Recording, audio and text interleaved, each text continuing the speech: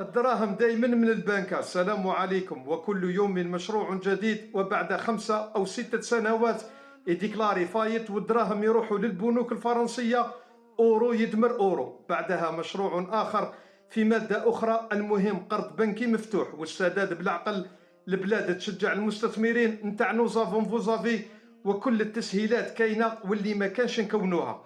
جواب شافي وكافي لمن كان زعما يتساءل. الدراهم نتاع البيلك وراهم يروحوا وداير لايف ومكوف روحه كاللي ما على بالوش، مع انه من جماعه المعلومه الحصريه، الى غايه ان جاء قرار عسكره الاداره في اطار الرقابه الماليه اللي كان زعفان عليها نفس ذلك الحصري نتاع الحصري، اللي عنده غير المعلومه اللي حبها صاحبها باش توصل. وما ان جاء داخلا للبنكه باه يهز حتى قالوا له خلف دور روح تحاسب، ومن بعد نجي ونحاسبوك.